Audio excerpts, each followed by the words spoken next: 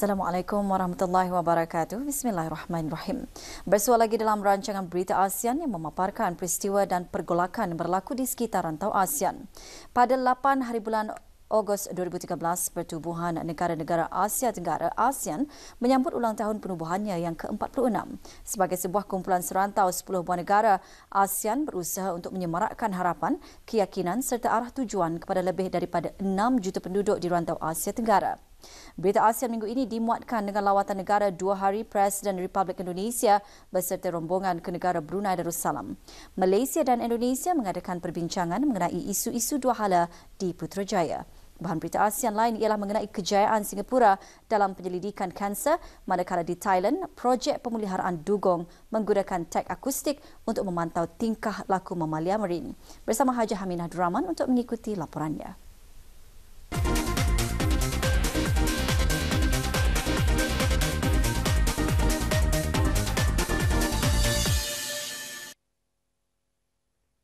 Ke bawah Duli Maha Mulia Paduka Seri Baginda Sultan Haji Sanal Bolkiah Muizzaddin Wad Daulah Sultan dan Yang di-Pertuan Negara Brunei Darussalam dan ke bawah Duli Maha Mulia Paduka Seri Baginda Raja Isteri Pengiran Anak Hajah Saleha berkenan menerima menghadap Presiden Republik Indonesia Tuan Itu Utama Joko Widodo dan isteri Ibu Hajah Iriana Joko Widodo.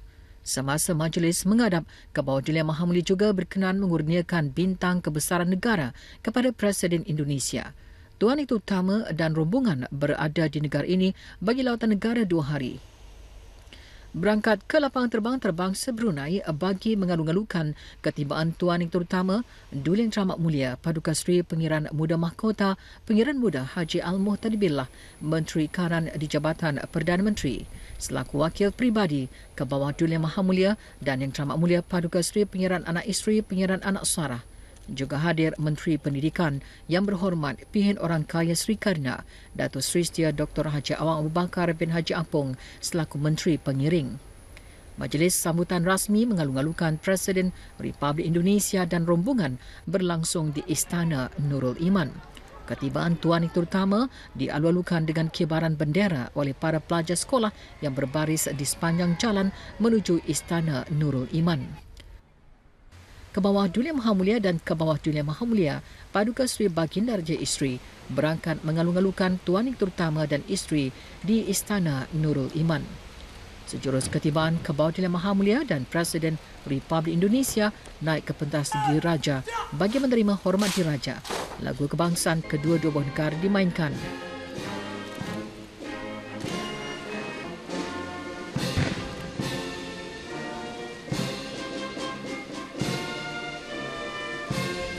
Ke bawah Duli Maha Mulia dan Presiden Republik Indonesia kemudian memeriksa barisan kawalan kehormatan terdiri daripada anggota-anggota Tentera Darat Diraja Brunei dengan diiringi tembakan meriam 21 das. Indonesia merupakan jiran terdekat negara Brunei Darussalam dan merupakan antara anggota pengasas Pertubuhan Serantau ASEAN. Ke bawah Duli Maha Mulia dan ke bawah Duli Maha Mulia, Paduka Seri Baginda Raja Isteri dan Presiden Republik Indonesia dan isteri beredar bagi majlis menghadap. Ke bawah Duli Maha Mulia berkenan mengurniakan bintang kebesaran negara Brunei Darussalam darjah kerabat Lele Utama yang amat dihormati DK yang membawa gelaran Datuk Lele Utama kepada Tuan Itu Utama Joko Widodo. Ke bawah Duli Maha Mulia dan Tuan Itu Utama beredar ke Baitul Masyuarah bagi majlis perjumpaan 2 hala. Semasa majlis perjumpaan ini, ke bawah Duli Maha Mulia dan Tuan Itu Utama membincangkan mengenai isu 2 hala di antara negara Brunei Darussalam dan Republik Indonesia serta bertukar-tukar pandangan tentang hal ehwal serantau dan antarabangsa yang mempunyai kepentingan bersama. Ke bawah Duli Maha Mulia dan Tuan Yang Terutama kemudian menyaksikan penandatanganan Memorandum Persefahaman mengenai kerjasama dalam bidang kesihatan. Kerajaan ke bawah Duli Maha Mulia diwakili Menteri Kesihatan Yang Berhormat Pihin Orang Kaya Johan Pahlawan, Datuk Seri Setia Awang Haji Adenan bin Begawan Pihin Seraja Khatib, Datuk Seri Setia Haji Muhammad Yusof dan Kerajaan Republik Indonesia pula diwakili Menteri Kesihatannya, Puan Yang Terutama Nila Juwita Anfasa Molok. Majlis diikuti dengan penandatanganan memorandum persefahaman antara Dewan Perniagaan dan Perusahaan Kebangsaan Negara Brunei Darussalam dan Kamar Dagang dan Industri Indonesia Kadin. Menandatangani bagi pihak Dewan Perniagaan Kebangsaan dan Industri Brunei Darussalam, pengurusinya Awang Haji Rozali bin Johari, sementara Kadin diwakili oleh ketuanya Bapa Suryo Bambang Sulisto. Tuan Itu Utama Datuk Lalu Utama Joko Widodo, 53 tahun, dilantik menjadi Presiden Republik Indonesia yang ke-7 pada bulan Oktober tahun lalu. Negara Brunei Darussalam dan Republik Indonesia menubuhkan hubungan diplomatik pada Januari 1984.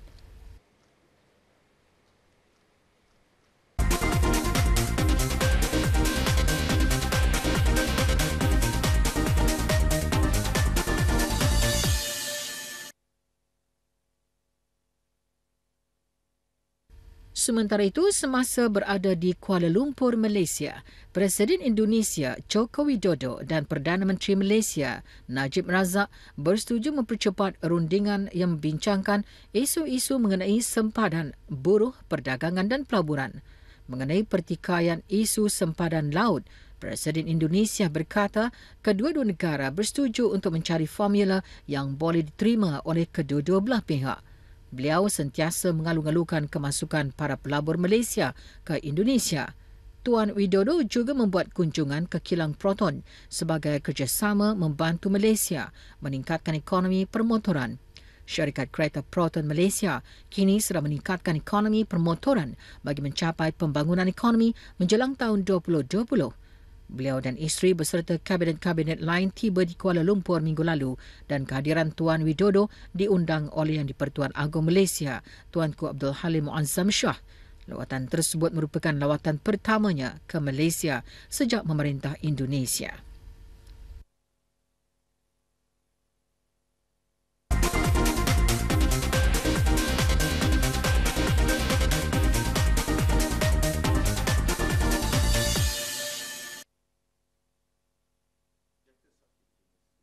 Di Singapura, kejayaan dalam penyelidikan kanser memberangsangkan apabila percubaan vaksin dijalankan dan merupakan kali pertama ia diuji ke atas manusia. Setakat ini, tiada sebarang kesan sampingan kepada 4 pesakit kanser peringkat 4 yang mengambil bahagian dalam ujian itu. Vaksinasi ini disasarkan khusus kepada pengidap kanser paru-paru, payudara, prostat, kolon dan ovary. Ia adalah satu bentuk imunoterapi yang bekerja dengan meningkatkan sistem imun badan dan boleh menyerang protein penyebab kanser di dalam badan pesakit. Seorang pesakit berkata percubaan ini memberi harapan kepada beliau. Singapura dipilih sebagai tempat ujian kerana kedudukannya sebagai hub perubatan terkemuka. Ini hanyalah fasa pertama percubaan dan plan ini adalah untuk menguji vaksin ke atas 20 lagi pesakit sebelum beralih ke fasa seterusnya.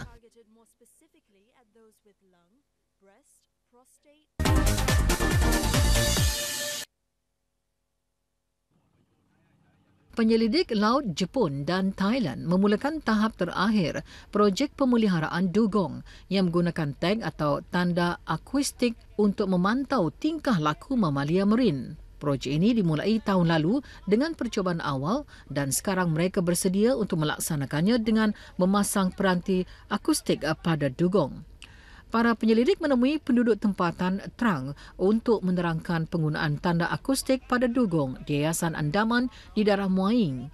Ahli Biologi Marin Universiti Kyoto, Dr. Kotaro Ichikawa, penyelidik Thai dan Pusat Pembangunan Sumber Penyelidikan Marin dan Pantai bersama Dr. Haiwan memaklumkan penduduk dan masyarakat pesisir 5 buah daerah di Trang mengenai program ini. Untuk memantau tingkah laku dugong melalui tanda akustik di Trang, mereka melampirkan tanda pada dugong dan memberi jaminan bahawa peranti tidak akan memudaratkan haiwan. Para penyelidik telah menghabiskan masa 10 tahun membuat kajian mengenainya dan berjaya melaksanakan kaedah tersebut di Australia dan Sudan. Dr. Kong Kiat Kit Watanawong dari Pusat Pembangunan Sumber Penyelidikan Marin dan Pantai menggalakkan pemeliharaan kehidupan marin. Beliau berkata tanda akan digunakan bagi haiwan menggunakan tali getah dengan pautan yang lemah. Ia boleh tanggal dan jatuh dengan sendirinya. Untuk berbuat demikian, ia hanya memerlukan 5 minit untuk melampirkan tanda pada ekor dugong. Perakam suara diletakkan di dasar laut atau dilampirkan kepada boya terapung untuk menggumpul data akustik.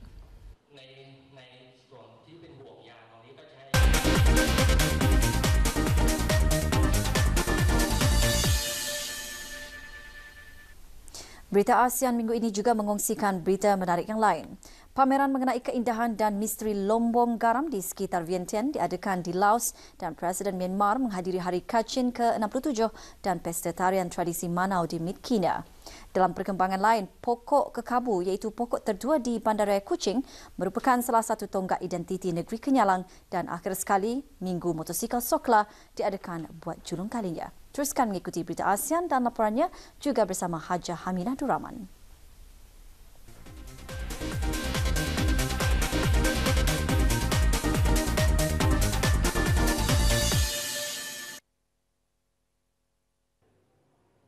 Keindahan dan misteri lombong garam di sekitar Vientiane diabadikan dalam satu siri gambar hitam putih yang dipamerkan di La Maison de la Culture di Ban Naksay. Pameran bertajuk Garam mempamerkan gambar lombong garam oleh juru gambar Laos Ratsame Vipakon Zafaran yang mula menggumpul pada tahun 1995 dan dipamerkan di Galeri A.E. Vert di Venice, wilayah Timur Selatan Perancis pada tahun 2011. Beliau terharu dan berbesar hati kerana hasil karyanya dipamerkan di Vientiane dan dapat ditonton oleh mereka yang mengetahui tempat ini. Ratsame menjelaskan beliau mengadakan pameran tersebut supaya orang ramai mengetahui keindahan dan misteri lombong garam. Beliau juga berkongsi keseronokannya ketika di zaman kanak-kanak semasa melawat lombong garam bersama ayahnya buat kali pertama.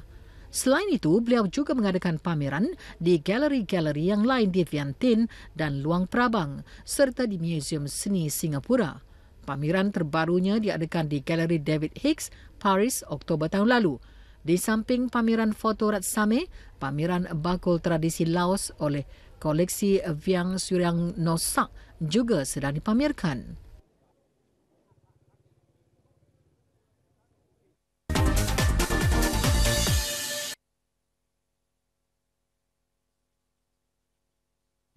Negeri Kachin terletak di bahagian utara Myanmar bersempadan dengan Republik Rakyat China.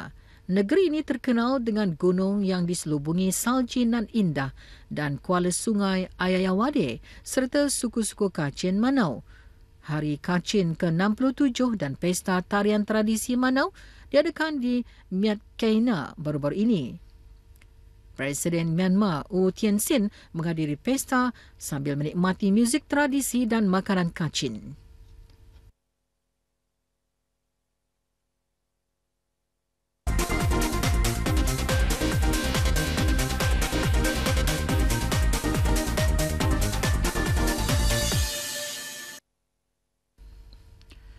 Tahukah anda pokok yang tertua di Bandaraya Kuching, Sarawak ialah pokok kekabu yang terletak di Padang Merdeka. Dipercayai berusia ratusan tahun, pokok yang juga dikenali sebagai pokok salji itu adalah salah satu tonggak identiti negeri Kenyalang dan juga disenaraikan sebagai pokok warisan Bandaraya Kuching.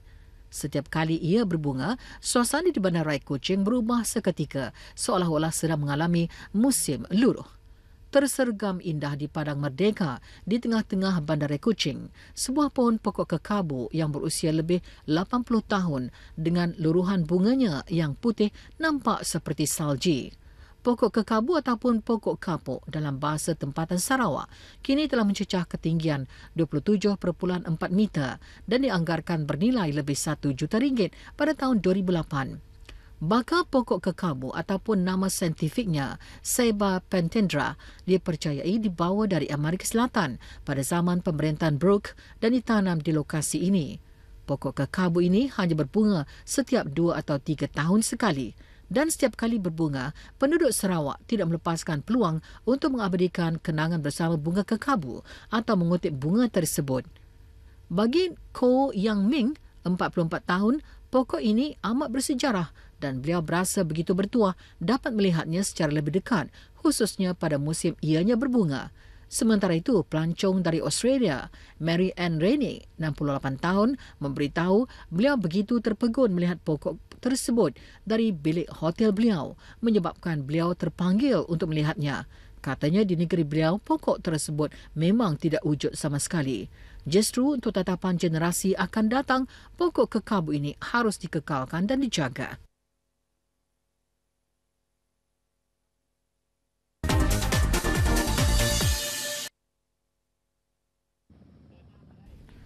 Lebih 500 peminat motosikal berkuasa tinggi dari Thailand dan Malaysia menyelusuri laluan pelancong yang baharu di Songkhla, wilayah selatan Thailand. Semasa minggu motosikal Songkhla berjulung kalinya, Governor Thammarong Chairoengkul mengalu-alukan peserta di garis permulaan di Pantai Samila. Pejabat Governor pada Badan Pentadbiran Tempatan dan Kelab Motosikal Songkhla bekerjasama menganjurkan acara tersebut dengan membuat perjalanan dari Songkhla ke Ranod. Sepanjang perjalanan, mereka menikmati tempat-tempat tarikan pelancong dan menarik seperti Pulau Kahyor, Taman Burung dan Hutan Negara. Para peserta juga menyumbang peralatan perubatan dan katil di Hospital Satingpra.